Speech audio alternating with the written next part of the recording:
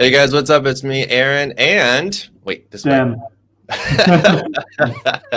From Coin Bureau Trading. It is awesome to see all of you here. Man, oh man, we literally picked this date. I want to say like 2 weeks ago. Is that right? Longer. It was almost like a month ago. I think 3 weeks ago. Yeah, something like that. Just like arbitrarily picked today, and lo and behold, today is one of the best days to possibly stream. So perfect. There's a lot of you here that are joining us today, which is awesome. Thank you again for joining us. And for all of you watching the rebroadcast, all of you watching the live stream after the fact, you are still awesome as well.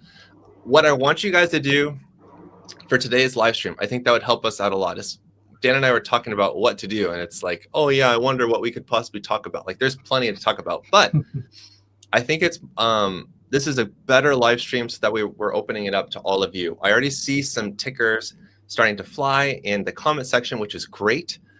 So if here's the condition. If you're going to ask for us to check the ticker, you have to hit the like button.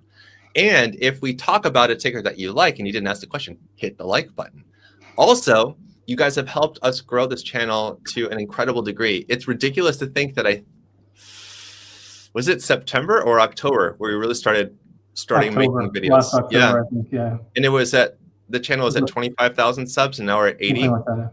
Yeah. It was amazing. And it only happens because all of you fantastic, wonderful people like the videos, you subscribe, and you share the videos. So go ahead and tag someone on X, on a DM, family, friends, all that stuff, because crypto is popping right now and people want to know what's going on, and we're going to give it to you as best as we can.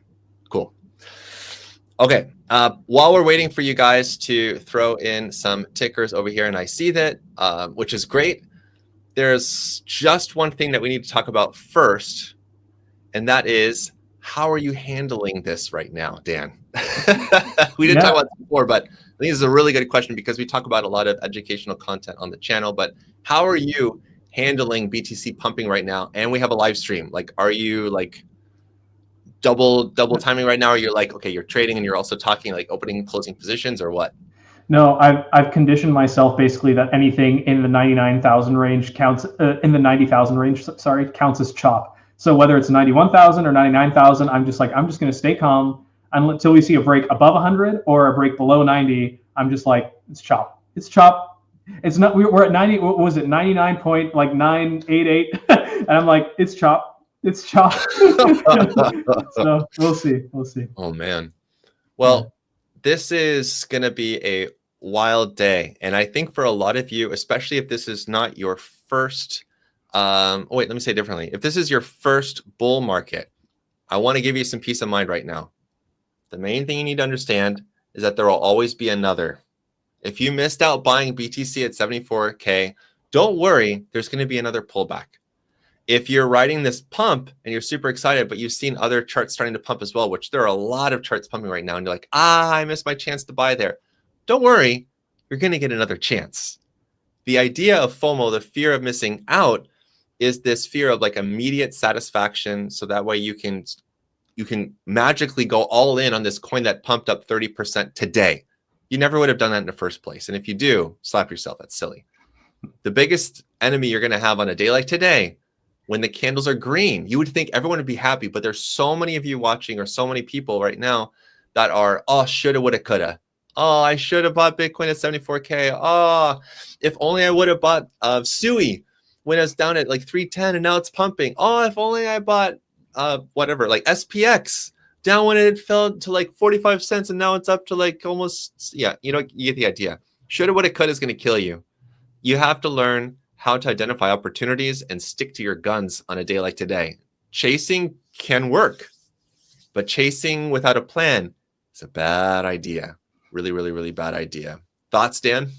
Amen. That's all I can say to that. Seriously, it's yeah. I think for me it's a little bit different in the sense that I'm like 50% Bitcoin, and then the rest is just like 100 different altcoins. So when I see the markets moving like this, I'm just like, like I don't feel like I don't feel any like necessarily fear of missing out, because I'm already kind of diversified enough that whether the market goes up or down, I feel kind of like hedged in both directions, if that makes any sense. Yeah. Well, let's start off first. I'll be the gentleman, and I'll go ahead and let you share your screen first and have you give your reasoning for why you feel like Bitcoin from 90K to $99,999.99 is only chop zone. Yes, yes, yes. All right, there we go. I mean, technically, you can see the screen? Yep, we're all good, man. I mean, technically, from a technical perspective, yes, and it's almost like I don't want to say that I'm like denying reality, but I'm just trying to like psyop myself into not getting too excited, and I think a lot of people are probably feeling a similar way. It's like I don't want to get too excited here, but from what I see, and again, definitely up for debate, but what I see in Bitcoin's recent price action over the last couple, we're on the weekly chart here, by the way. And I know it's pretty poorly drawn, but what you're looking at here is basically a bull flag that is arguably broken out, and with a target basically of 105,000, somewhere around that range. I know, Aaron, I think earlier you were saying you're eyeing somewhere around 103, so that would make sense to me. Is like somewhere in that 103, 105K range. But I do think that it's, I think Bitcoin is headed for that. Whether it gets there in the next couple of days or next week, I don't know. But for me personally, it's like I think part of the reason why I'm psyoping myself around the 100K level is that I think that for most people, like they're not going to feel like things are back on until we see a clean break above, that $100,000 mark, and then hold above that level for at least a couple days. Like ideally break above it, maybe it's like 103K, come back, retest like to 100K, and then it's like, okay, it's for real this time, But that's it's a very simple, it's like almost a pitiful chart. But I'm just looking at this, I'm like, this looks like a bull flag, and it looks like a bull flag that just broke out. And the one on Sui looks even better. But we'll get to that later. Like the one on Sui, I'm just like, I think it's going to go to $5 like this week. I mean, we'll look. Yeah. We'll look at that later though. We'll keep people on edge. But anyway, I guess that's all I'll share. And I know you're going to have a lot more to say about Bitcoin than me. Oh, no. I mean, this is why we're doing the live stream too, is that we're both posting on the same channel, but we're different people. And believe it or not, I don't corroborate with Dan before I film a video, nor does he ask me for advice on what he's doing. So all the TA that he's sharing and I'm sharing, it's both our own opinions, but you can see how we both work together to come up with very similar analysis, but from different angles. So there's nothing wrong with sharing that thesis as well, which is great. And I think that's really important for people to understand as well when we're talking about technical analysis, not to say that it's always going to be this objective reality or subjective reality. It's always going to be, okay, whatever I think is what it is. Like, no, there's some objective elements like price that you can't change. But outcomes, man, oh man. I think it was actually Peter Brandt, who's a legendary trader. I think he posted something on X a while ago that it stuck with me. It's just so good. And his post was boiled down to this little sentence at the end: strong convictions held loosely. And I think that sums up trading really well. I'm going to go ahead and share my chart to explain it a little bit more. Oh man, this is so tiny on my little prompter. Hold on a second. There we go. Allow. Awesome. So you see my screen? Perfect. So my big thing, and you guys know this from the channel because you guys are subscribed to the channel because you're awesome like that, was I was looking at these overlapping fibs at $95,000 for the longest time. We can turn all this stuff off and just have price action and fibs. And I said, if the price cannot break above 95K, we should be expecting a move to the downside. But if the price of Bitcoin closes above $95,000, then that's our green light to go higher.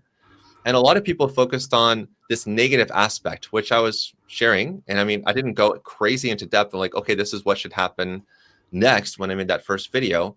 But when we had the successful break above, then we can start to pivot our thesis. And I think it's important for people to learn how to be flexible as traders. I cannot tell you how many times I got wrecked when I started trading crypto, thinking, oh, well, it's going to have a pullback here. Well, I'm drawing these lines, I'm drawing all this stuff, and I have all these levels, and it's going to have a pullback here. If I was like an ostrich and just putting my head in the sand, looking at the price here, and then closing my eyes like, okay, I'm just going to start shorting here just because it's hitting this magic level. It's like, no, you need to wait for confirmation. Like, you can't just blindly go, okay, well, it's going to fit my bias. And if it doesn't, the chart's wrong. It's like, no, you're wrong. So I think it's important for us as traders to have some grace for ourselves, so that way we don't get too big of a head thinking that we call all the right shots, but also to understand that, yes, you have to balance that with confidence in what you're saying and doing, because you're putting your own money where your mouth is. So looking at the price, talking about where our money is, putting our money where the mouths are, $100,000. I agree with you, but for different reasons. Not necessarily for this one Fibonacci level, just because it's super duper weak. But if we start throwing in an older fib level, and this is from the 2022 fibs, which is from the 2021 high to the 2022 low, and this is the first fib extension. This level to me has been a level of difficulty for Bitcoin. While $100,000 is a lot of zeros, and I think it makes a lot of sense to see Bitcoin struggle to push above $100,000 just because it's a psychological level. Once it gets up to 103,000, even though we had several breaks above, it was like watching a dolphin show, just up and down, going, trying to break, and it's trying to go to the moon. Nope, not happening.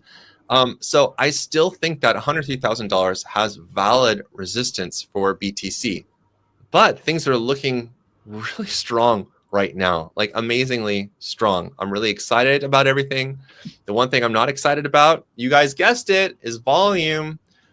We're almost at $100,000 and our daily volume is only at 1.4 billion.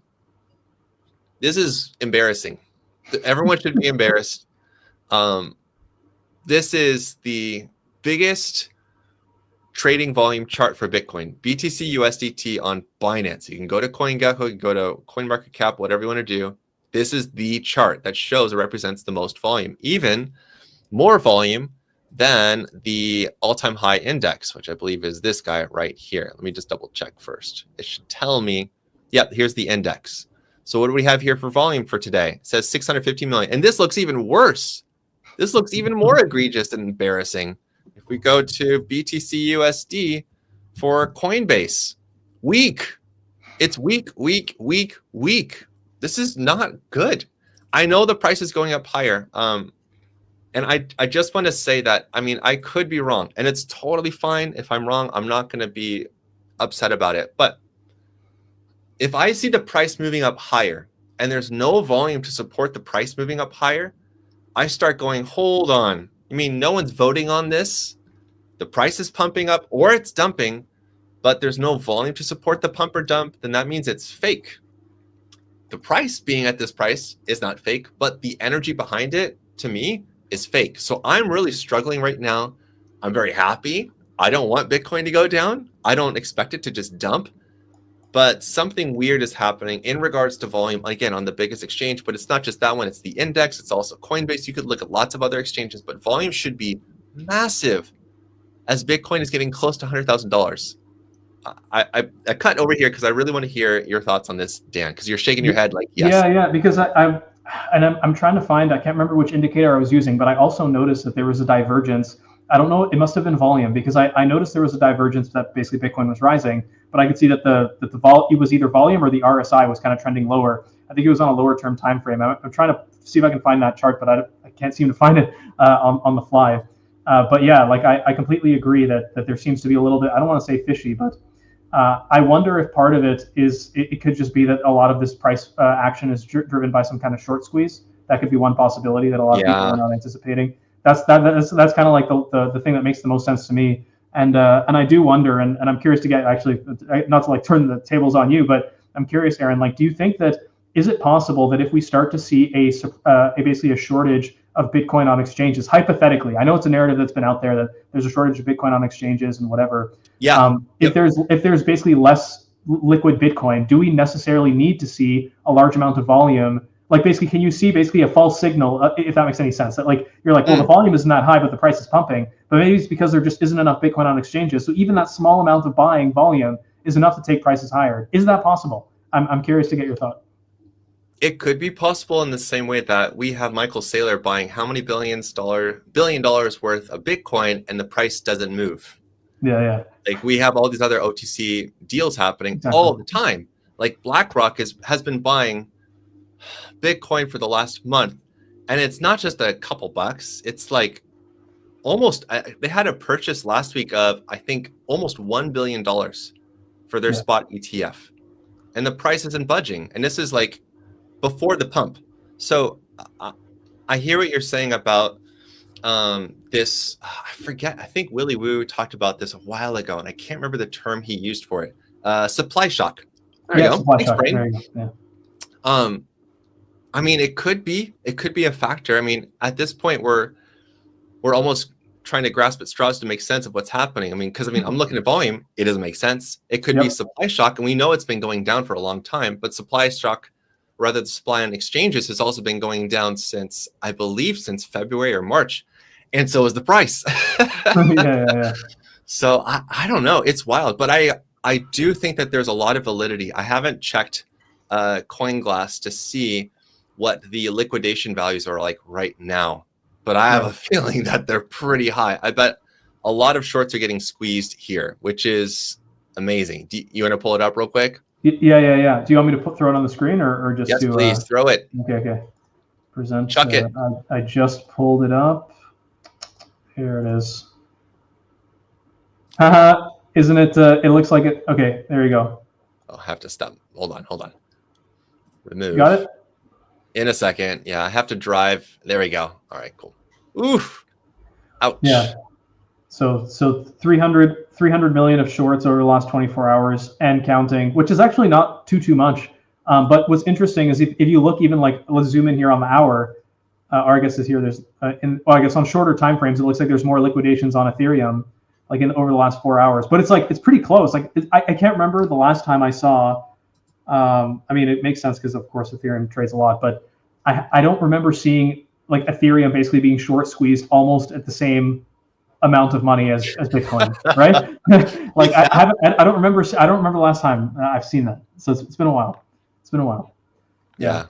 It's really interesting. I don't know, and of course that's probably enough to move the needle. But like you're saying, Aaron, it's like something doesn't necessarily add up here, and it's really interesting. Even earlier, I was having a call with Guy, and he was like, "Oh, Bitcoin just hit 100K," but then I checked on Coinbase, and it still hadn't. Sorry, on Binance, and it still hadn't. And I'm thinking maybe what we're kind of seeing. Actually, this is an interesting thing, Aaron. Can maybe you pull up? I mean, and because you probably have this more handy than I do.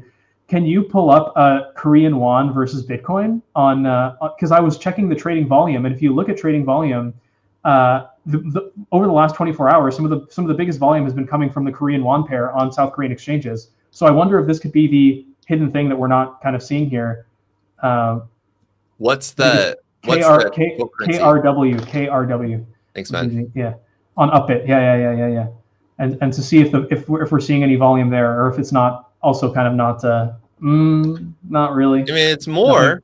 It's more than it was back here on Monday. A little bit more. I mean, the day's also still got how many? Like 12 hours left. So yeah. And this is a good amount of volume compared to BTC, USD. No, it's about this. No, it's about the same. That's really interesting. I almost thought I had it there. I almost thought it could be. It's the Koreans. It's always the Koreans. Yeah. Even like futures volume too. Super fascinating. Yeah. Yep. Well, speaking of Ethereum, I think we need to but we need to go there next because this is wild.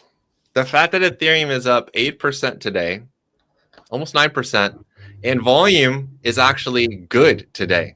It's actually exceeding. This is just a moving average. This is a free indicator. I keep sharing this because it's free. I'm happy to share free stuff. It's called the TBT-based quote currency converter. You can just search for it on TradingView. And you just add it to your favorites. You hit the rocket thing or something like that. It's just free, and it's just a 30-day moving average. Instead of having to be red and green bars, it's just gray, and it automatically converts the traded volume in Ether to USDT. That's all. Just quick explanation. So whenever I see volume exceeding this yellow line, it's a good sign. It's a good sign of strength or bullish strength or bearish strength. But this is definitely bullish strength, especially seeing this moving up higher. Okay. I know that the last time we talked, I believe you said like, oh yeah, I want to definitely take a long on Ethereum. Oh, yeah. Like, dude, are you insane? And I think that was when was that? It was back over here in April? Yes, it was in early April. So Aaron, I think it was, literally April. It was just after that crash. So it would have been around that time. I think somewhere around 1600. Yeah. So did you? Woo! Yeah, I did. Without leverage. Yeah, no. So I did. So what I did is actually on the Bybit, on the coin, like the Coin Bureau, we kind of have like an institutional like Bybit account. and I went long on that account. And I actually think I did it across 2 tranches. So one long position was entered around 1600, and the other one was around 1800. So I think the upside is still pretty decent, but I would actually have to check and see how big the P&L is there. But it's a 3x long. It's a 3x long, I think. Oh, good for you. Yeah. I want everyone to hear that. Can you say that one more time for the people at the back of the class? Well, so basically, I went long at 2 levels. The first was around 1600, and the second was around 1800, and I did a 3x long, and I can show you the chart, like explaining my reasoning why. But the main reason though that I went long, to be honest, like at that level, was basically like, if Ethereum goes any lower than here, then it's literally over. So do I like? And I know for most people, even for me, by my own standards, when I was looking at Ethereum, I was like, this looks really bad.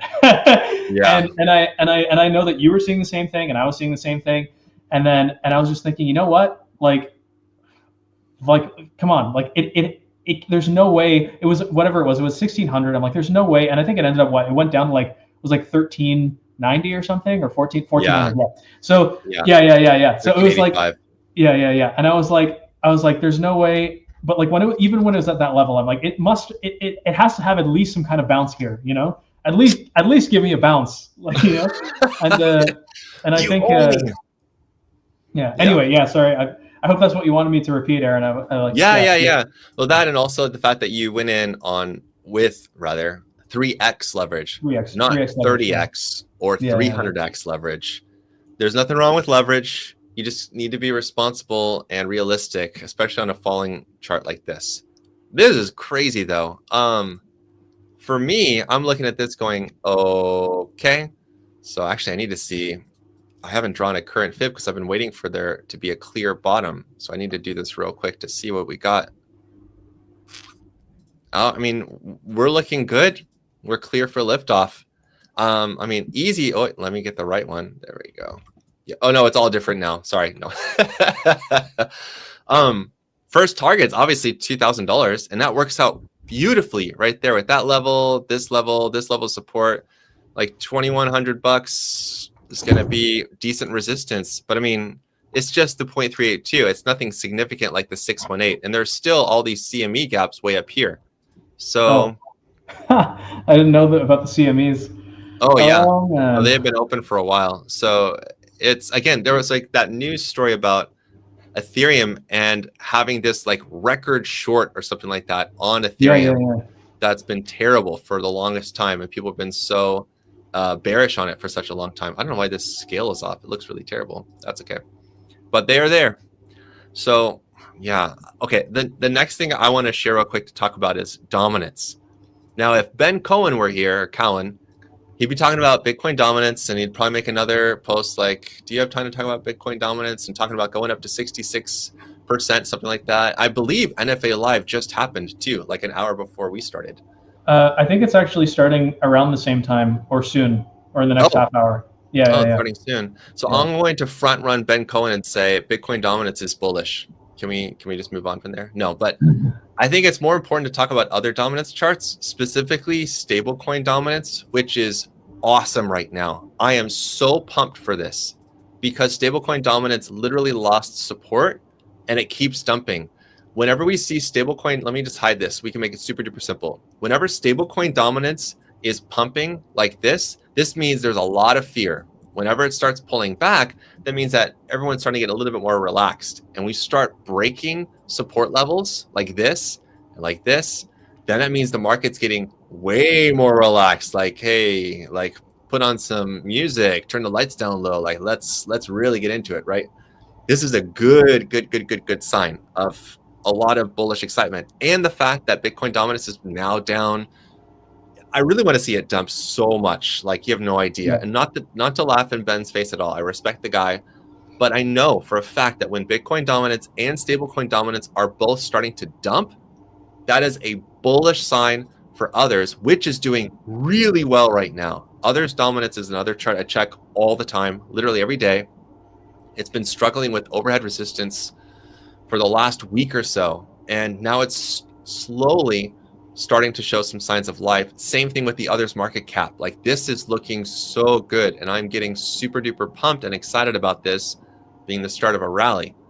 Now, I don't know how much you're watching these charts or what insights you have to share about dominance, but I want to share this screen time with you as well. So if you want to throw up your chart or talk or whatever. Yeah. So first thing I'll just quickly mention is that when you're talking about the fall in Bitcoin dominance, good point about stablecoin dominance. That's another one. That's not one that I watch personally, but that is a very helpful indicator. It's just super fascinating. But in terms of the Bitcoin dominance, what's really interesting to me, and this is something that I think a lot of people kind of forget, is like, yes, like Bitcoin dominance just slowly grinds up, and then something happens and it just shoot, and like literally in like 1 or 2 weeks, it just goes down and it's done. And the thing that, and like, I'll be honest, it's like, you know, I hold a lot of altcoins, and a lot of people are saying it's like, oh, like, you know, how's it possible you hold so many altcoins, and like it would have been better to be in Bitcoin this whole time, and so on. And you know what? That's probably true. And I'll tip my hat. I'll tip my hat to Ben and say, yeah, it's like being 100% Bitcoin up until this point was probably correct. Yep. But the thing is that when that trend turns, how much time, you know, how much time do you have to really get allocated? By the time you understand, it's like, okay, what looks good? Where can I allocate? It's already up 2x or 3x. Oh yeah. Right. And you're and this is, and of course, it's not going to doesn't necessarily happen overnight, but like in the span of a few days or a couple of weeks, it's like you're taking the time to think about it, and you pick one thing and you realize, wait a minute, but that other thing was way better. And if only I had paid attention sooner, right? Instead of just focusing only on Bitcoin. And this is the thing, is like, you know, some people say it's like, if you're super early, then it's the same as being wrong, right? Or if you're super late, same thing as being wrong. And I definitely feel like on a personal, I definitely feel like I fall into that camp, because I've basically been accumulating on a personal level. I've been accumulating altcoins for almost 16 months now, I think. So I've been, or 16 or 18 months, I've just been gradually accumulating. When we get to the bottom of the range and others, and I'll maybe share that chart now. I outlined this range. Let me see here. So this is kind of like my default others chart. And we're on the daily, by the way, just for anyone wondering. Oh, didn't mean to do that. The thing is that, like, so these trend lines on others here is something I've been watching, I think now, I think since last summer, maybe even longer. I've been watching these trend lines forever. And I'll just quickly explain, like, before we kind of zoom in here, one thing that, like, you know, what basically my reasoning this whole cycle, you could say, has been, when others gets to the top of this like this resistance trend line, the risk of a breakout and then just going vertical is extremely high. And similarly, it's like when we get to the bottom of this range, the chances that it's going to keep rolling over, in my view, like relative to, you know, previous cycles, it's basically too soon to say that it's over. So when we do see a break below this key level or around this key level, that tells me that we're probably near a bottom, and I should accumulate even more. So in my personal, like, kind of altcoin portfolio, I would accumulate a little bit at the top on the risk that things just go parabolic and keep going higher. But I would accumulate extremely aggressively in these lows here. That's where I bought Sui. That's where I bought Aptos. That's where I bought, what's the other one there? Sui, Aptos. I think it was just Sui and Aptos, actually. Anyways, but I accumulated very aggressively, like, over the summer when we saw that break below. And what's really frustrating is, like, and it's actually really funny. So every single time we break to the bottom of this range here on others, this is basically when we're at max pain, when most people that are holding altcoins are like, it's over, it's over, it's over. They always say this when we're at the bottom of this range. And that's when I've just been like dumping, I've been loading, like backing up the truck and just dumping as much money as I can in basically into altcoins at the lower end of this range. But again, when we get to the upper level of the range, I also bought, not as much, but I would buy a little bit, because it's like, man, I'm buying with the understanding that maybe it'll fall 50% or even more. But the chances that it could just break out and just keep going higher at this stage in the cycle is very high. So anyway, so this is where things get really interesting. There's I want to give a shout out to, there's a guy, I think the DeFi villain or something on Telegram, but basically one of these guys on X, and he also has a Telegram channel, who's really good. He's one of my crypto narratives. He's one of my favorites, kind of like an independent crypto analyst, let's say. And I've seen him analyzing the others chart, and I've seen a lot of people analyze the others chart. And the way that I like to analyze others, and also like cryptos in general, is I like to look, not necessarily like, yes, the levels matter and all that stuff, but I really like to look at, like, patterns. Show me the pattern, show me the repetition. And, you know, call me crazy, but I think that what we're seeing now is very similar to the crash that we saw over last summer, but it's on a slightly accelerated time frame. So what I saw this crypto narratives, whatever you want to call him, I can't remember his exact name there, but he basically did an analysis of this chart, and he said, well, it took whatever it was. It took half a year for us to do this bottom grinding, so we're going to have another, whatever it is, 4 months of chop and grind before we see a recovery, just like last time. And I'm like, well, wait a minute.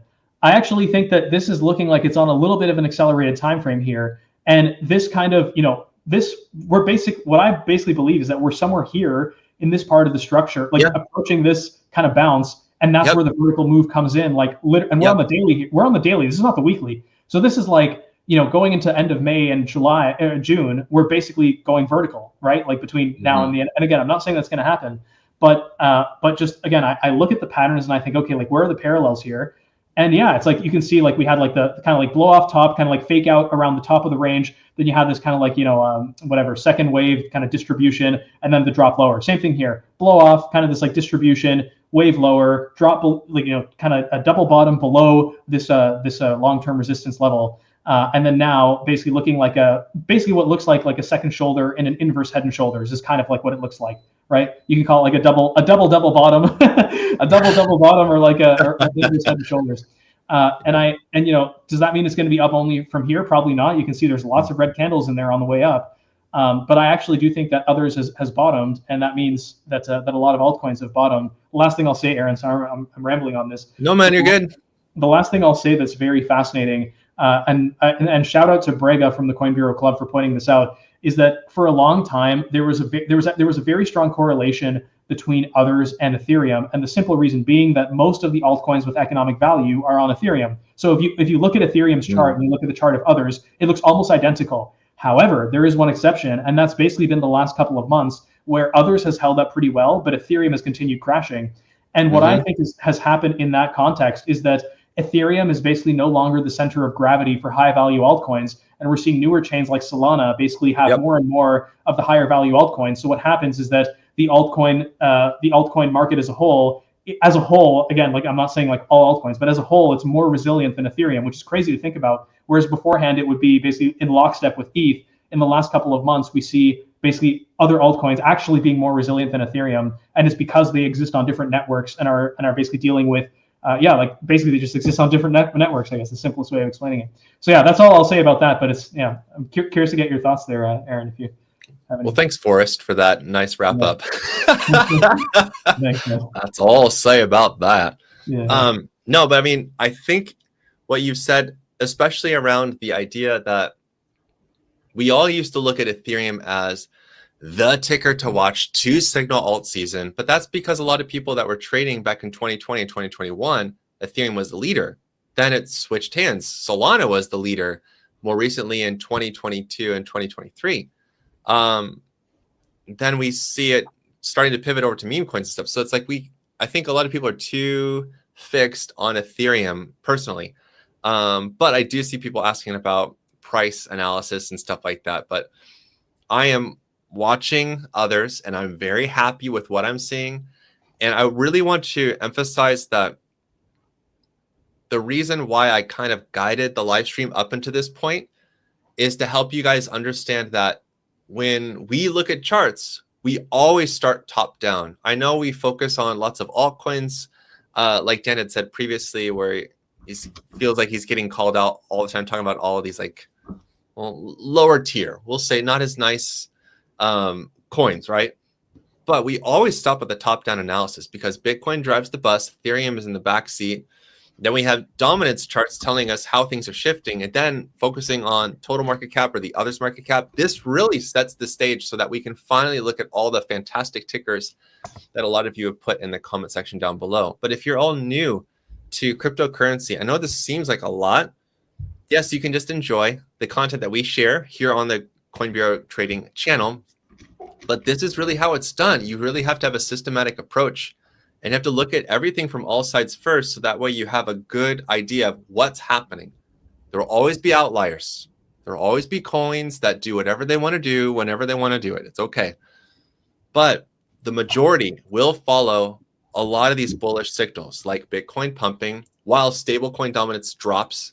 With Bitcoin dominance, we see a shift in others that is extremely bullish for altcoins. So I want to go through a lot of these tickers. And by the way, I'm happy to see a lot of you here on the stream. If you've just joined us now, don't worry. We're still got about 25 minutes left on this. And I want to make sure that you guys know the drill.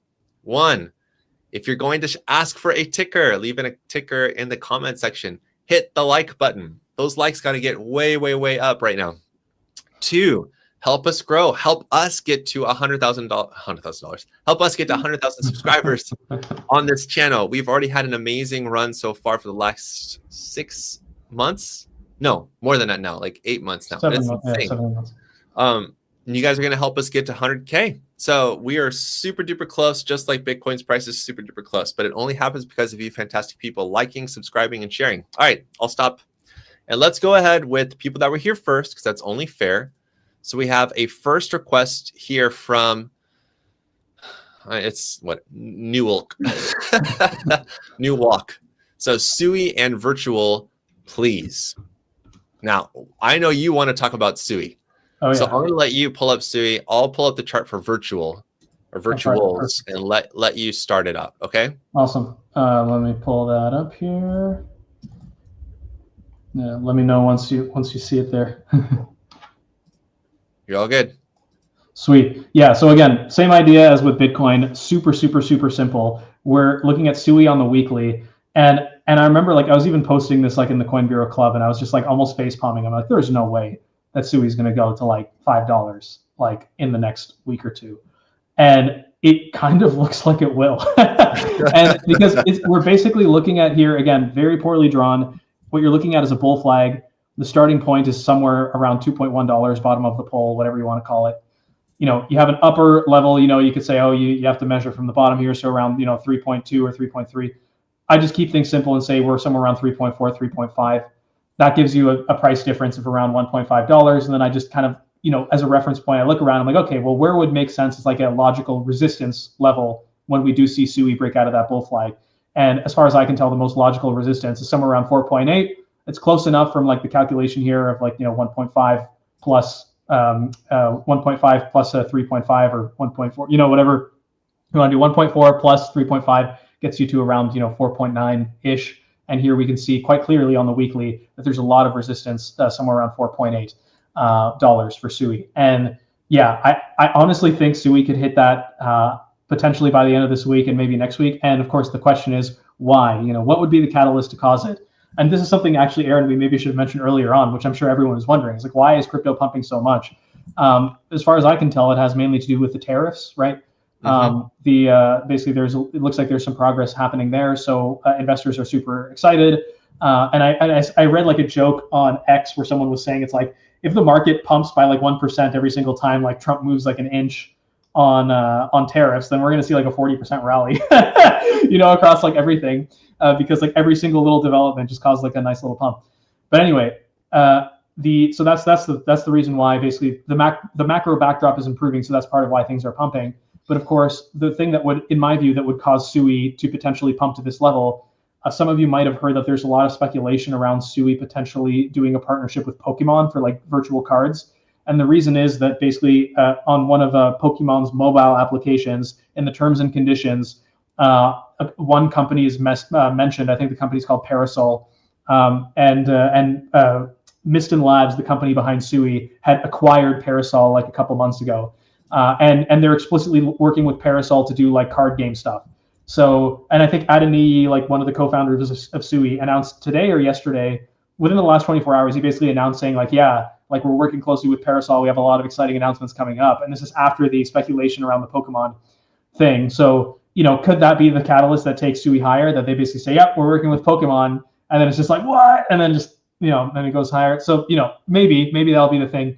But yeah, Sui is looking really bullish here. Could it have like another couple of weeks of chop the same way that it saw when it kind of went down into this accumulation zone? Sure. But again, I do think we're working on a little bit of an accelerated time frame here. So to see like a rally up to $4.8 and like a crash back down, I don't know, like to 4, or maybe even lower than that, to like 3.3, that would be wild. Like to go up, crash back down, and then you get kind of like a cup and handle pattern out of this accumulation zone, and then you'd be looking at what, like $8 or $9 is the next target, which would be freaking nuts. Anyway, we'll have to take things one step at a time. But yeah, man. That's my analysis. Okay. I'm looking at tons of these comments while you're going. I have a lot of these tickers that you guys are putting in here, which is great. I don't know if we can get to all of them because there are a lot of you guys watching, which is great. I'm trying to make my way to the last. There we go. Finally made it. Whew. Just went through all those comments. Okay. I think we should talk about FBTC. Cool. Not that I want to, but I see people asking about it. And I think it makes sense because we are talking just literally 5-10 minutes ago about the importance of this chart in previous cycles. Okay, so what's everyone hoping for? Everyone's hoping that FBTC has bottomed out because Ethereum is supposed to be the leader of an alt season. It doesn't have to be. It was in the past, but that's because there was a big shift in how Ethereum ran, because the whole ETH 2.0 thing, you're buying it to stake it. People are super happy. So yeah, Ethereum was amazing. Not so amazing. Okay, I don't care about Pectra. I don't care at all. But how dare you? I know. Subtle joke. I love how the Ethereum Foundation posted this thread, and they said, "We're so stoked, you're gonna feel it." It's like, dude, the only thing I feel is pain in my wallet. What are you talking about? But anyway, FBTC's weekly chart. This is the most reasonable sign of a possible bottom. But we also have to be realistic and look at the chart. We've had so many possible bottoms. I don't even need this on. So many times we've been teased over and over. The best case for a bottom is the fact that FBTC almost fell to its low back here in 2019, which is embarrassing. Vitalik should be super embarrassed. But this is also a great reminder why Bitcoin is king. And not that I'm a Bitcoin maxi, but there's a reason why I pay a lot of attention to BTC. So one of the biggest things that FBTC can do to be bullish, in my opinion, volume. There's no demand for this chart whatsoever. I've also been paying a lot of attention to delistings. Binance, KuCoin, Kraken. I don't know about OKX so much, but those three, I have delisting alerts. And so many BTC pairs have been delisted over the last 2 months. When I first came to crypto, there's so many alternative markets. BTC was an alternative market. Then there's Ethereum, XRP, depending on the exchange, like KCS or whatever. Now it's like, no, everyone's going just to stable coins, which is weird to me. But anyway, there might be less trading volume, maybe. But in order for things to really go crazy for FBTC, Ethereum has to wildly outperform Bitcoin, like day over day, 8%, 8%, 8%, 8%. That's the only way BTC is going to pump right now. All right, I'm gonna move on. Someone was asking for virtual or virtuals. Yeah, I think we're going to see a lot of charts do this. I feel like I already filmed the video, but I don't know if I posted it yet. But basically, this kind of a setup right here is my favorite setups, where you get a really big run. Everyone's trying to chase, but you're not sure where to entering on these little pullbacks right here to this green line. And I love this because only recently did someone point out the fact that this kind of looks like a whale. It's kind of cute, actually. Like, right there, and there's his like teeth or whatever. There's his little eye.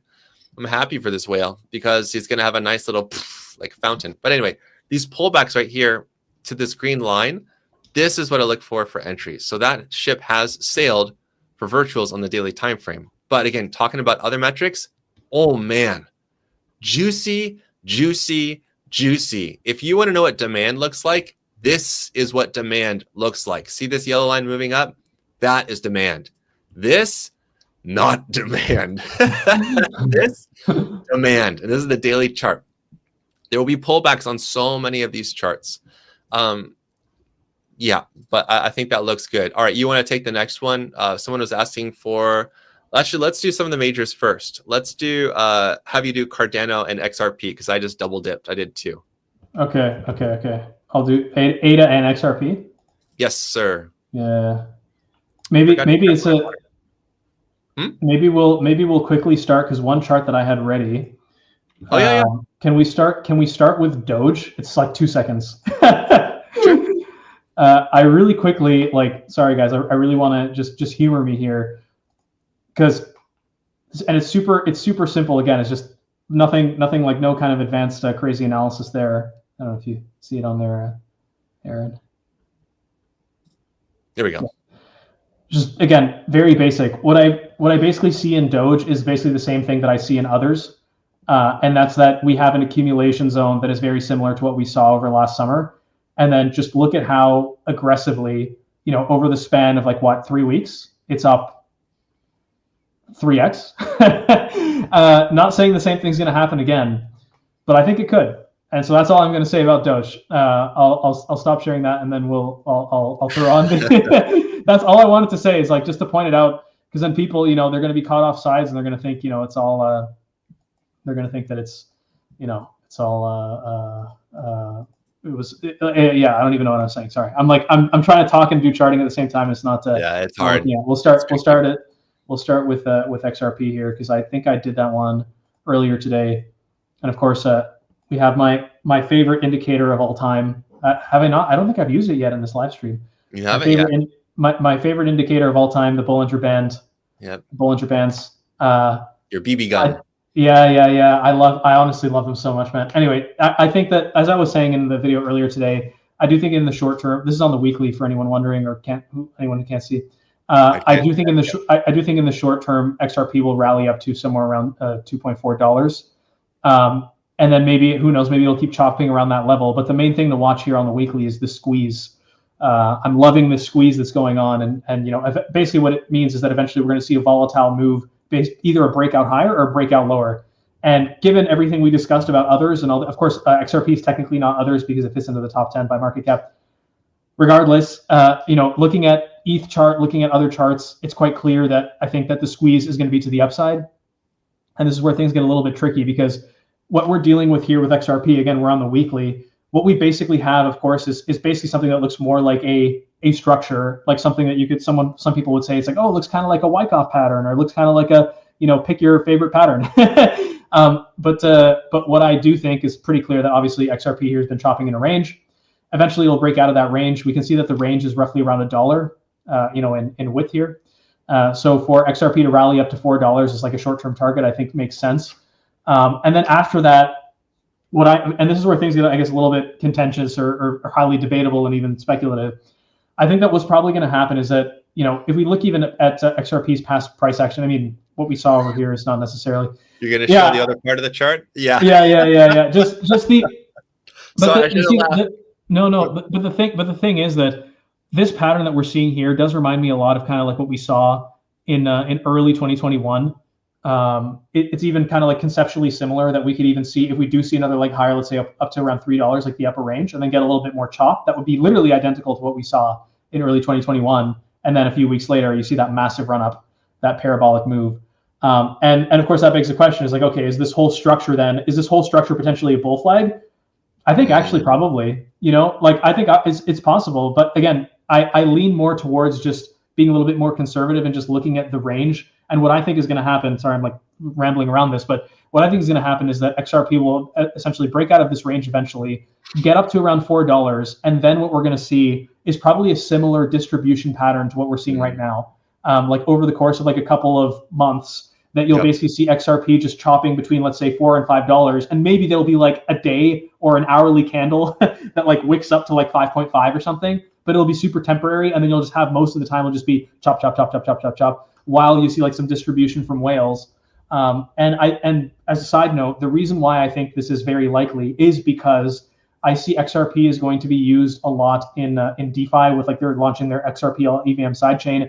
XRP has an enormous market cap that is very difficult to leverage right now. It's if you're an XRP whale, it's what can you really do with that? I don't know if Ripple is secretly offering XRP loans or whatever behind the scenes, right? XRP backed loans. But maybe there's some platforms that offer XRP backed loans, but I do think that the main driver will be this EVM sidechain that will open up a massive basically boost of DeFi liquidity. And it will kind of be in the interest of XRP whales to keep the price steady so that they can borrow against that capital instead of having to sell their XRP.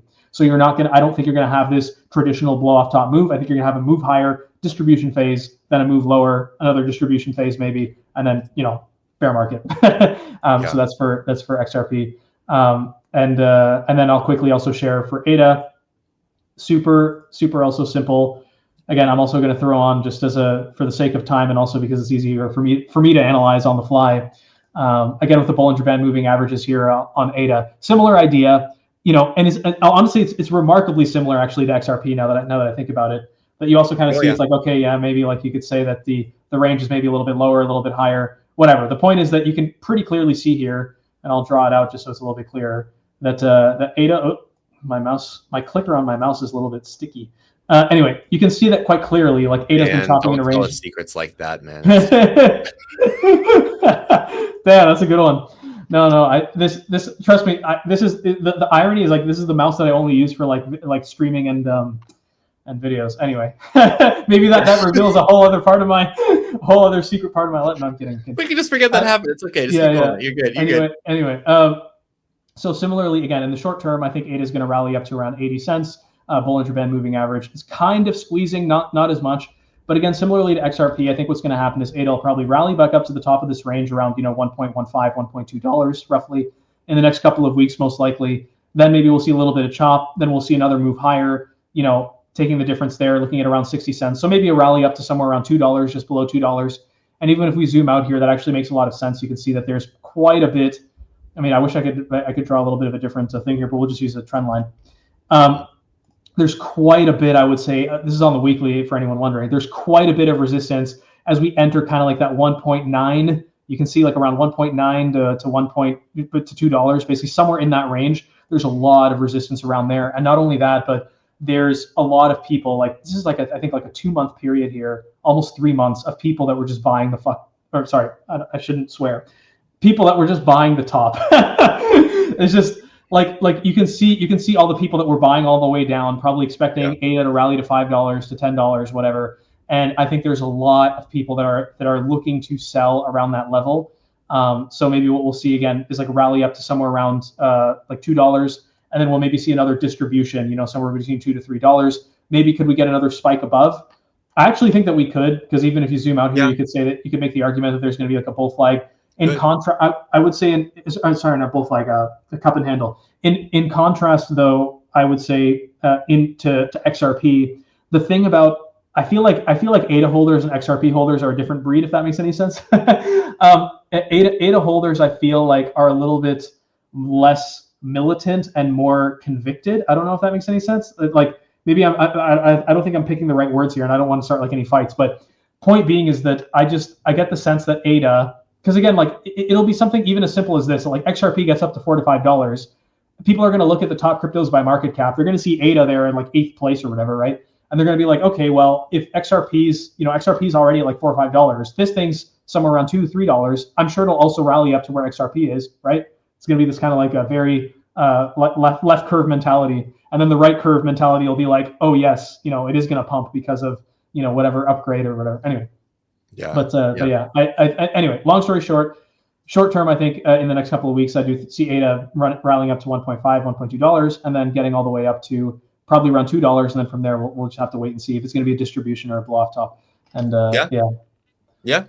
I mean, I honestly, personally think that ADA actually could outperform. It could exceed the previous all-time high in August 2021, just because I don't know. I think it's possible. I think so too. I want to just kind of blow through a couple of these ones that people are asking for because we're almost out of time. Your like one quick one is like a nice afternoon nap for me, just so you know. Sorry. Toshi, someone was asking about this one. I have no problem looking at these meme coins that are low caps, mainly because, I mean, I've seen a lot of memes on here too, like Toshi, SPX, Virtual's kind of in the meme area, although it's different. People, like you're talking about Doge as well. I think a lot of people got burned from these memes, but we're going to see memes make a comeback, and they already have. Like I've seen so many of these coins pump and rally. Toshi hasn't yet. I personally don't see the appeal to Toshi, but that's okay. The main thing that I have to share about is that at least it's had a very clear bottom here in early April. There's just no supporting volume. There's no excitement around it yet, but these memes that are on Coinbase are prime for pumps. We've seen so many other charts on Coinbase pump that were previously low volume charts. And this is also a relatively new listing too. SPX, I love SPX. This one is amazing for trading. I've talked about this many times before. It's amazing for trading because of all of this, even without the TBO, all these lines in here that automatically draw support and resistance. Like, this is insane. This thing is like shooting up 38% in basically a couple days, goes right back down, goes right back up, goes right back down. Like, this is an amazing chart for trading. So even if not just for holding, like, I love this chart because it's making me a lot of money in a really easy sideways range. Eventually it's going to pop out. I don't know how much clout Murad has anymore to shill his SPX bags, but I think that this is one of the better looking meme coin charts that still exist compared to a pathetic chart like ACT, which is awful. ACT got rugged, majorly rugged, down 57% in like, or sorry, 80%, 70% in 2 days. And it's just like, like it's on the ventilator. It's awful. Quantum, I saw people ask about this. I love this chart, mainly because I've been watching this chart for a while and providing updates for it. And it's also super strong bullish now, which is exciting. On balance volume is a free indicator, doesn't cost you a thing. I love using OBV. I use OBV with OBV based MA. And I just use an SMA with a length of 20. You can use it. You can enjoy it. It's not like this amazing thing that always works, but using a moving average on balance volume helps me to see if there is bullish growing strength with volume, even if price isn't reacting yet, but I'm seeing OBV and the moving average moving up. Man, that's all I need. That's a really good sign, aside from having proprietary indicators like the TBO or TBD divergence. I'm also in this one as well. And again, similar to SPX, but not nearly as wild and volatile. But this one is still amazing where it's like, oh, I don't need this one. But like, we'll see this one pop up like 14% over and over and just like whips 14, 20, like crazy whippy price action means it's really good for trading. There's nothing wrong with buying some of these coins. And even if you like S and you want to hold it long term, cool, man. Why don't you try to break even first on your trade? And then you're just sitting pretty. Which is the way to do it. That's the way I like to do things. So a last two, I think we'll call it here because we're almost at 10 p.m. for me, which is our 1 hour mark.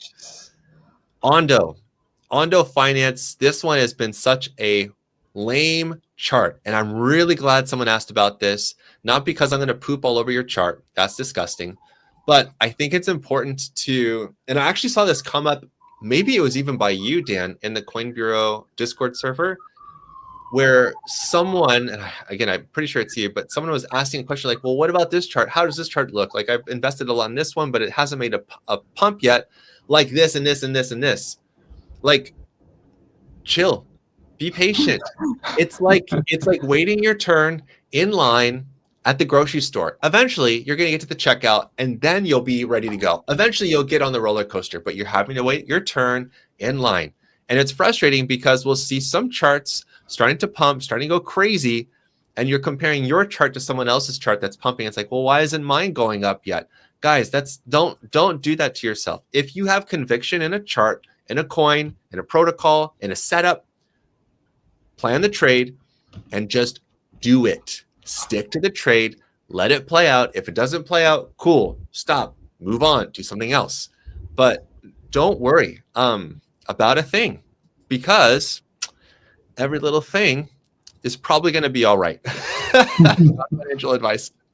So the biggest thing that's happening right now for Ondo, I will say this too. You guys know how much I pay attention to support and resistance levels. It's already pierced overhead resistance so many times, like 6 times in a row, and now we're seeing it pierce again. Pierces are not the same as closing above a trend line. If Ondo closes above this white line, I know it doesn't seem like that's significant, but this line has been in place for a long time. If that happens, volume will follow. And what did I just tell you about on-balance volume? When I see a bullishly ascending on-balance volume outlined here by the moving average, the price sometimes isn't going to show that bullish excitement. But this is basically like a spring being coiled and coiled and coiled until this finally breaks. And then Ondo might be the next one to shoot up to the top of the cloud, and a lot later, in a couple of months, probably back up here to $2. So Fetch AI was probably in a similar situation where we see it going down lower and lower, and people are wondering, when is this going to actually bottom out? Oh, and things are starting to pop, but I really want my coin to go up. I want mine to go up. And then finally, patience pays. Don't also be surprised when your coin starts to rally, all of a sudden it has a little bit of a pullback. And a little bit of a pullback might be 20%, it might be 35%, it might be bigger. You guys have to understand that as the prices go up higher, if you're in a position and you're in profit, just shave little bits of profit out of those positions, because you have no guarantees, literally no guarantees of the price going up forever. Ohm, anybody? The only ones holding Ohm right now are monks. That's it. And they're not very happy either. Act. This one was a darling for the whole like meme coin AI crypto space. What happened? In a single day, dumped. There's no guarantee that any of these coins will exist even a year from now. So if you're making money trading, cool. Try to make back what you put in to the market so that when the prices come back up to where you invested, you can take out some profits, and then you can let the rest ride. You're just sitting on it. You're just enjoying the profits because you've already taken out your original investment. And if you want to put that into something else, cool, man, you do you. But so many people get wrapped up in a couple coins because they've overinvested and you haven't taken out profits. So those pullbacks that are going to happen, Dan, am I lying here? No. And I don't know if you caught what I said, that I was long Ohm. Last time Ethereum, this time Ohm. We'll check it in a month and see how it went. Yeah. Good on you, man. You have a pretty good record so far. Yeah, I mean, 1 out of 1. 1 out of 1. Yeah. Anyway, but I guess that's a good strike rate. But just real quick to underscore your point, Aaron. Yeah, it's like in my view, I don't think we're going to see too broad participation in altcoins until sometime later in the summer. I think we're still kind of very early in this process. So just because you see a crypto that, one of your favorite altcoins that isn't pumping yet, it doesn't mean it's never going to. It's just going to take time. Like, if we're at a stage where literally everything is like, let's say you have a portfolio of 10 cryptos, and let's say 9 of them are like 8 or 9. Even in that case, though, it's like you could make the argument. It's like, well, if this one is just up a little bit less, it doesn't mean, it's probably fine. It's like lagging slightly. But if you see one that is going down and all the others are going up, then that one that's going down, maybe there's a problem. Maybe it's Ohm.